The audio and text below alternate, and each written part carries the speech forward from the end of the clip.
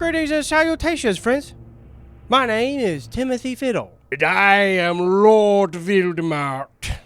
And today I'm going to talk about why the Resident Evil 3 remake is almost good. What qualifies a game to be almost good? Alright, let me grab mine. Well, essentially they're 7s. Meh. Mid. As the kids say. Basically, they're just missing a few components, a few little missteps and stumbles to make them meh versus almost perfect. And I feel the Resident Evil 3 remake is a good place to start with this series. And it would technically be better to call this series almost great because that would be far more accurate. But as you may or may not know, Tim is, allergic to everything.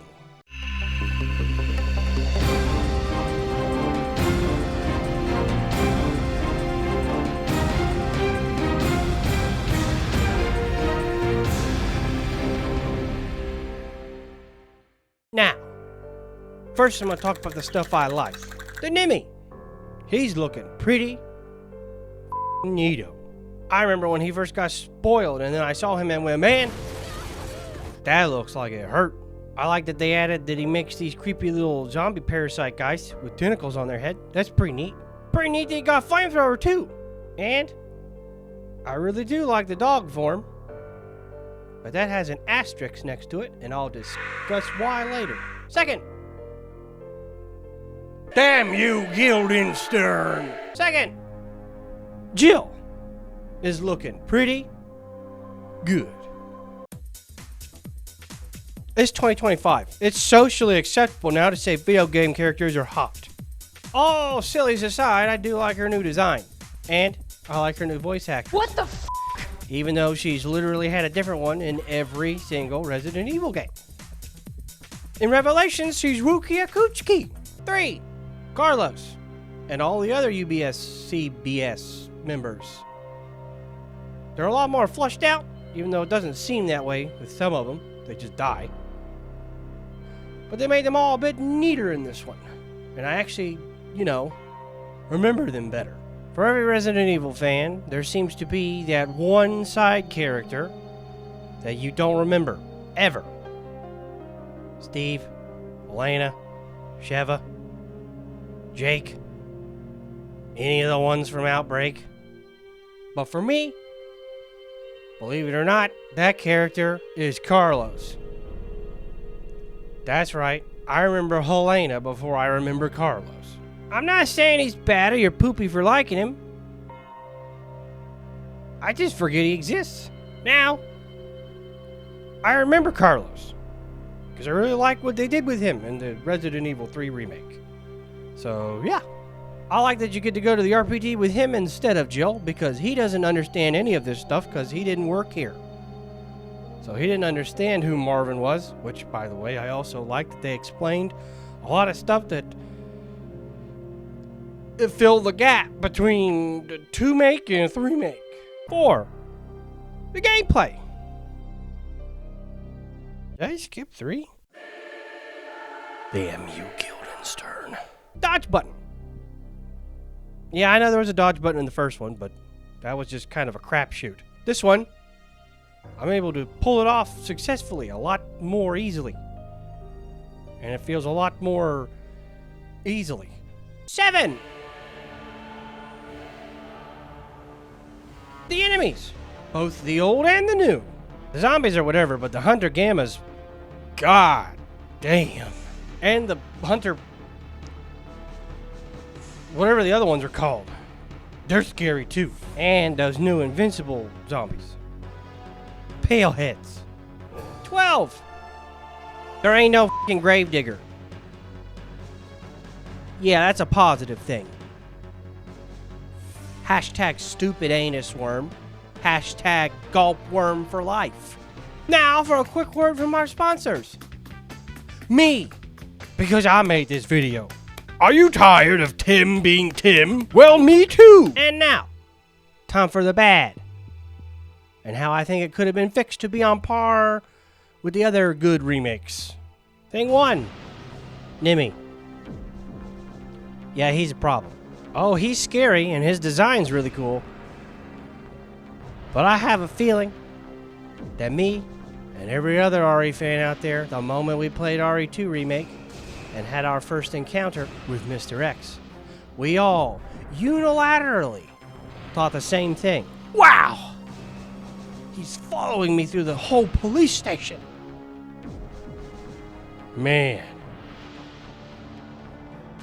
If they ever remade Resident Evil 3 Remake, that would be awesome.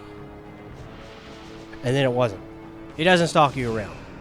He's scripted. I like the dog form. I thought it was a very welcome addition. However, I'm upset that they got rid of the tentacle form of him. I don't know why they got rid of that form. This scene and this fight should have been the tentacle nemesis, in my opinion. Thing 2, put the clock tower back in the game. Put it back. I know I'm not the first person to say this, and I know I won't be the last. But the clock tower is pretty iconic. I don't know why you took it out. Oh, look, it's there. No, it's not. That doesn't count. Put it back. Thing 3, Carlos's punch. Yeah, I know a lot of people probably enjoyed this, but I didn't. I thought it was dumb. I wish he just had a dodge. I know it's nitpicky and stupid, but yeah. Thing 4. The final part of the hospital.